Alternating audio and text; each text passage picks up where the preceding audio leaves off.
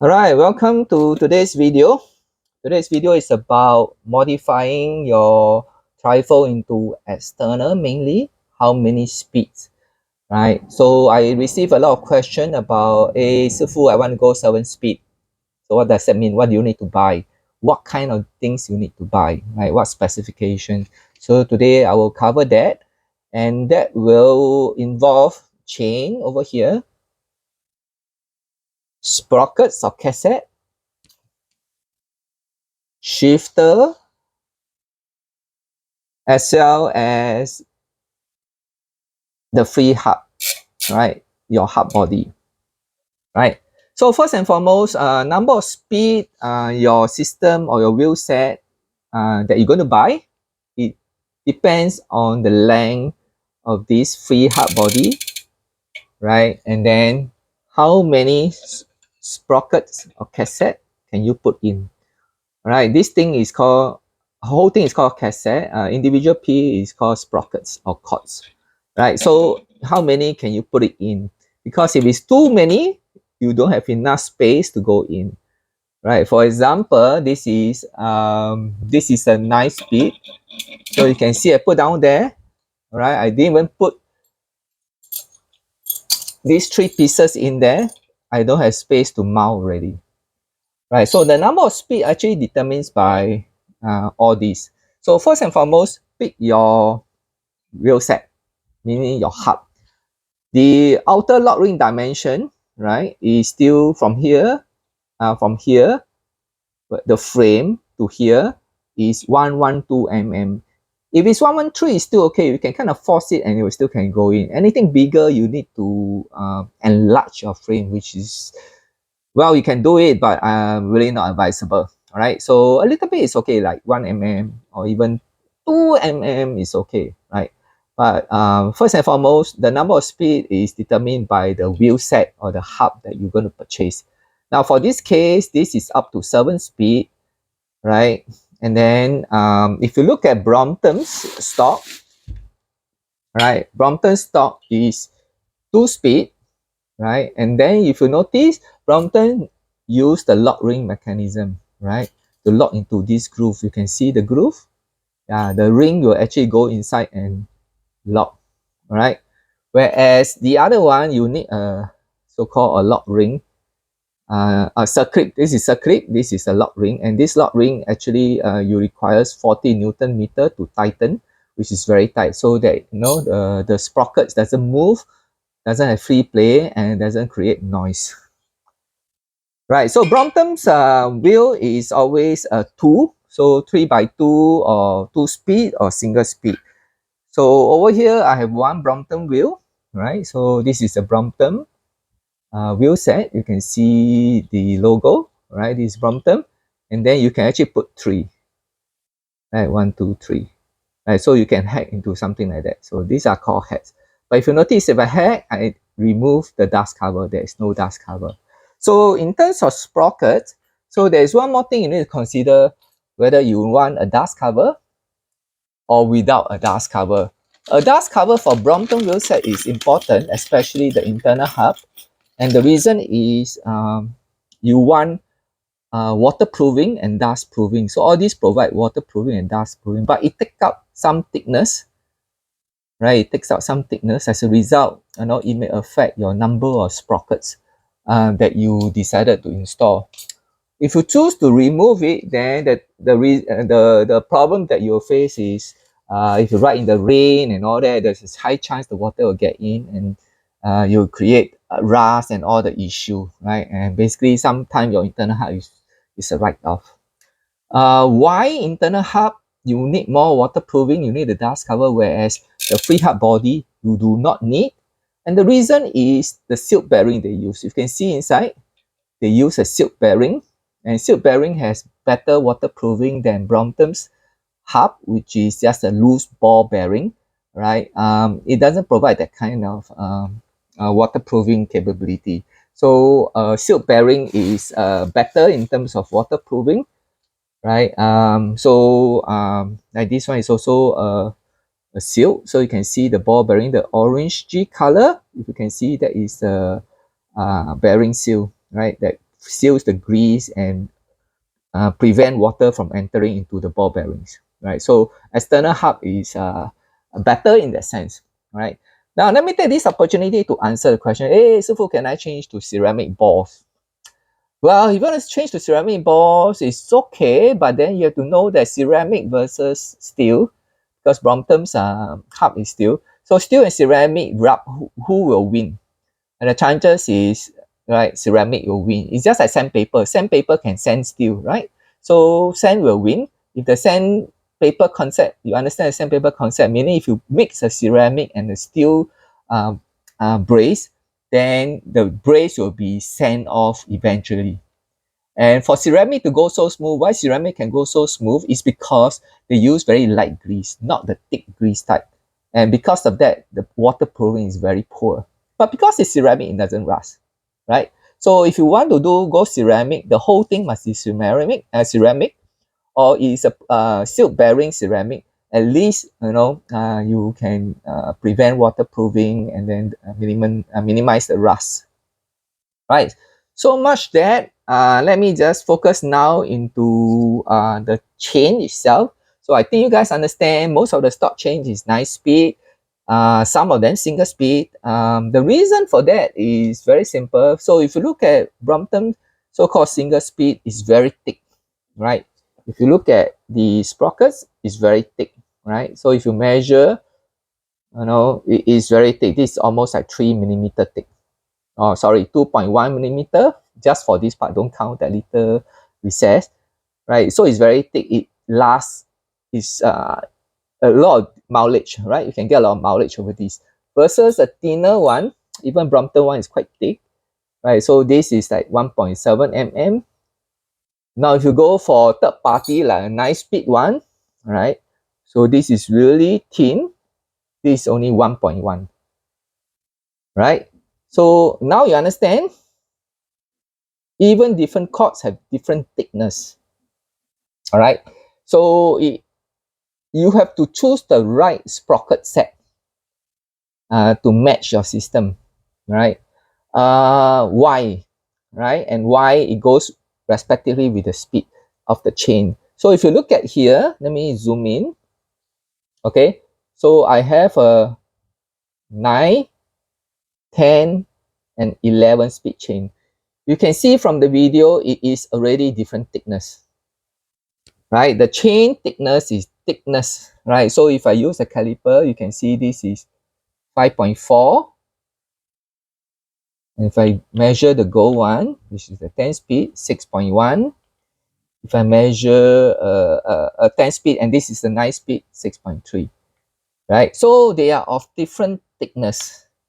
Why different thickness? Because the sprocket has different spacing. You can see the spacing between this and the next one to the next one, next one to the next one, right? They are different spacing. The spacing is determined by the spacer. The black color one is a spacer, right? And spacers come with various thickness. Okay, so if you don't choose the right thickness, right sprockets, then you must choose the right spacer. If not, then your distance from one cord to the other is different. As a result, your chain may not be able to go in correctly. All right, now if you use the external locking mechanism like this one, I'm kind of rushing through this, but I hope you get it, right? If you use the locking mechanism like this one, the smallest one, like the 11, right? If you look at this 11, 11T, let me try to get it focused, yeah, 11T, right? If you look at the thickness, this spacer is integrated. And this one sits on 13 in this way, see? There's a recess over it for it to go in, you see? Right? For it to go in, right? See? Actually go in. So the thickness, the distance is actually embedded into the 11 sprockets. Now the 13 sprocket also has one, but the sprocket is thinner. So the 13 sprocket basically rests against the surface of the 15. So it just go like that. Right? So you see the distance? Okay, let me put this in. Okay, so they are all equal distance throughout. So this is a 9. So it becomes so thick, right? Now, if your free hard body cannot go in, cannot go in. So what people do is they pick and match. I skip this, so that I can fit nicely number of sprocket. All right, but that number of sprocket gives you the number of speed, but that number of speed doesn't correspond to your chain. So your chain must correspond to your sprocket, right, or your cassette. And if you have dust cover type, make sure you comprehend the dust cover, right, so that you can lock it securely. All right. So I hope you understand now. Chain speed, sprocket speed rating, right? You can 9 you choose 3, 9 you choose 5 of them, then become 5 speed, right? So it's up to you to choose number of sprockets to fit your hub, right? This is road bike or mountain bike, they come with the set, right? But for Brompton or Trifle, you tend to pick what you want. If you want more go hill, easier to go hill, then you pick bigger one. If you want more speed, go for the smallest one. But the smallest one you can fit is 11. All right, for the locking mechanism type. So that is for the chain and sprocket selection. Next is the derailleur. So if you use like a Liplo, so-called LT rule parallelism derailleur, it is straightforward because it is dumb. It is 1:1. There's no special thing that make it 1:1.2. Right. So for SRAM, SRAM is 1:1, right? It's not exactly 1, but then it's 1:1. Shimano is not, right? So if you want to use a Shimano shifter, you must match with Shimano derailleur. But if you use others, most of them are designed 1:1, right? Let me explain to you later on why it's 1:1. Now, this is the stock derailleur system, and this is the pusher system, right? It pushes the chain, right? The chain sit inside here, and then as you shift gear, it rotates, it moves the chain on the jockey wheel, right, onto the respective sprocket. So you can see that this is a rotating movement, right? So for 2 speed or 2 sprocket is very easy. It's either left or right, right? Then you use the limit screw to limit the movement. So it's very easy. You can also mod this into 3 speed. So it's like go 1, 2, 3, 3, 2, 1. You can do that. So I have done it on my Brompton Watt Ratio. The New York City edition that I shown is on my Facebook and also the video. Right, so this can go 3 speed, is pretty okay. Right, to go 4 speed, then you have a problem because this rotation movement is not linear. Because changing sprocket is linear. You move, your chain have to go here, here, here. It's a linear movement. If you do a rotation movement, right, rotate. Imagine this curve is a rotation. No, the length of cable you pull will be different at different sprockets. So not advisable if you go 4 speed using this system. Now there are some cords and all this, they modified this pusher into something else. We're not going to cover that today. Next, I want to cover the shifter. Let me shift my camera to the shifter. So I have managed shifter over here. This is a 3 speed. It comes with my Isofix 3 speed. This is a 3 speed shifter. This not stated here, but guess what? It has the indicator. So the indicator here is 1 to 7. So this is a 7 speed shifter. This is a 9 speed. Can you see? Okay, let me zoom in. 9 speed shifter, meaning there are 8 clicks. All right. And then this one is a SRAM 10 speed shifter. All right. So what does that mean? Number of clicks, of course, right? So 10 speed, you have 9 clicks. First one, no click is 1 speed. Then after that, you have 9 clicks, you get your 10 speed. So number of clicks, right? Number of clicks, right? Number of clicks is your speed. But the most important is the cable distance move, right? So hopefully I clear the background so you can see. So this is a 10 speed, right? You can see I already do the marking. You can see the marking. So every click, right? And I release. See the cable distance move? Right, this is the cable distance move and mark it on blue. Hopefully you can see, right? And then I take a nice speed. Same thing. I click this one, unclick. Oops, sorry. I unclick. Right, so this is a nice speed. Right. This is a 7 speed. Oh, this one that one I forgot to mark. So this one cable pull, 2 cable pull, right? This is a 7 speed. And then this is a 3 speed. So 1, 2, 1, 2, 3. Then I cannot click anymore. Right? So this is 2 click. 1 click, 2 click. That's it. You get 3 speed. Now if you look at the distance of the marking, let me take both out. Hopefully you can see. You can see the cable pull length is different. Right? It's very different. And 9 speed and 7 speed, right? Can you see the difference? Oh, let me zoom in. Here. All right, you can see the cable pull length is different. Right, this cable pull length will correspond to the distance of the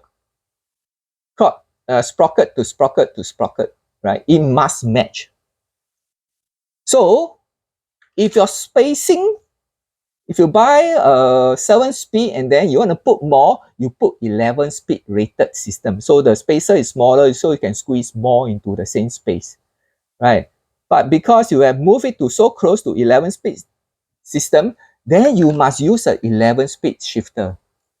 All right, but then you use 7 click. You use only 7 click or 6 click, 6 plus 1, 7 click of the shifter only.